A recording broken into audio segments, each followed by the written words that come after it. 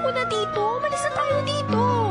Hindi na ako makakatagal pa dito. Eh paano nga tayo aalis? Wala tayong pera. Eh di magjajapan ako.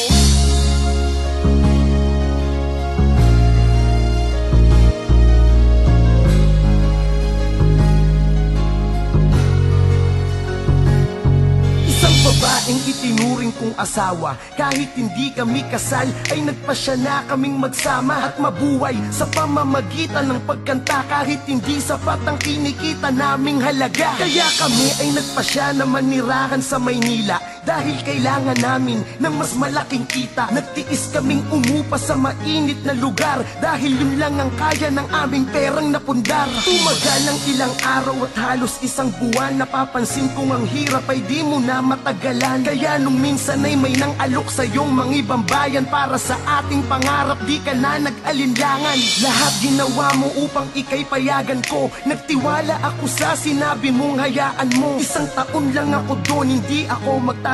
At pagbalik ko pangako tayo ay magpapakasal. Kung nasaan ka man, lagi mong tandaan na may naghihintay sa iyo at umaasa. At kung hindi ka na magbabalik, kahit gaano kasakit, ay pipilitin kong kalimutan ka.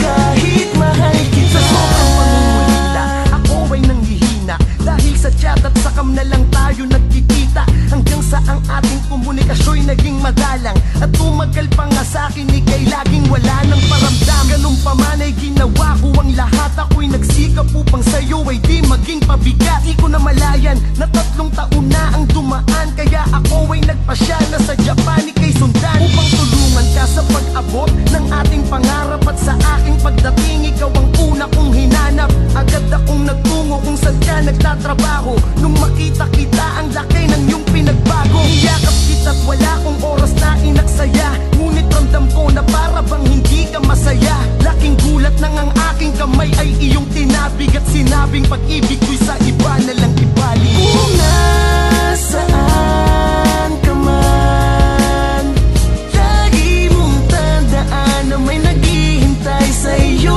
at umaasa. At kung hindi ka na magbabalik, kahit gaano kasakit, ay pipilitin kong kalimutan ka.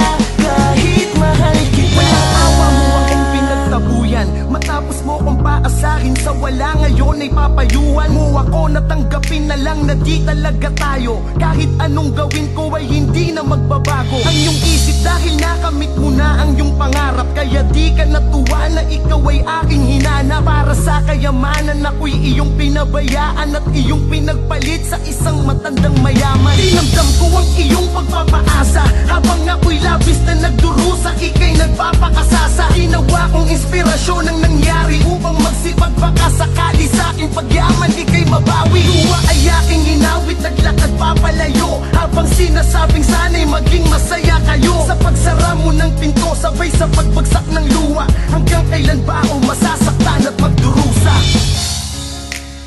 Ganun kadali? Hindi mo ba nakikita, Benjo? Maginhawa na ang buhay ko. Nakukuha ko ng mga gusto ko, natupad ko ng mga pangarap ko. Hindi pa ba maliwanag sa'yo yun? Ayoko na bumalik sa masikip at mainit na lugar natin sa Pilipinas. Ayoko na makaranas ng kahirapan. Ayoko na, Benjo. Kaya please, umalis ka na. Hindi ako alis, Umalis ka Cherry. na. Hindi ako alis.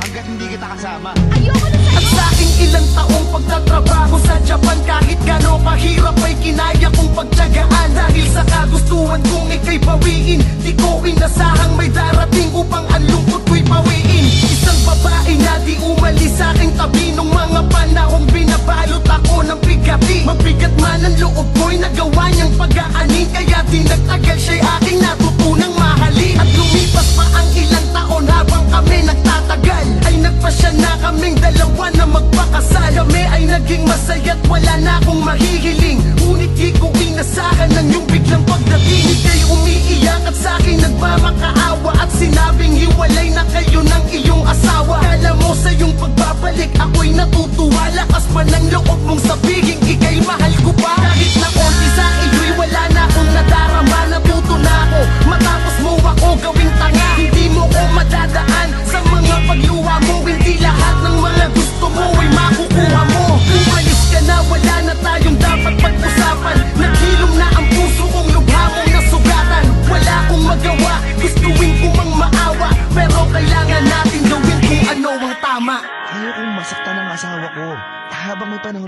naman natin yung mga pagkakamali natin. Paano ako? Benjo, mahal kita. Kailan mo pa ako mapapatawad sa minsang pagkakamaling nagawa ko sa'yo? Cherry, please naman Idilat mo nga yung mata mo sa katotohanan. May asawa at anak na ako. Hindi na ako yung karapat-dapat na lalaki para sa'yo. Maganda pa yung hinaharap mo, Cherry. Huwag mo ikulong yung sarili mo sa pagmamahal sa isang taong may pamilya na. Pero hindi naman ako naghahangad ng higit pa sa'yo, Benjo. Ikaw lang yung gusto ko. Akin ka dapat Ako dapat yung asawa mo. Tayo dapat ang may masiyang pamilya. Mahal ko na si Lerma, Cherry. At ang pamilya ko ang pinaka-importante sa buhay ko ngayon. Sana, sapat na dahilan na yun para tumigil ka na. I'm sorry for everything, Cherry. Pero wala ka nang babalikan. Kung nasaan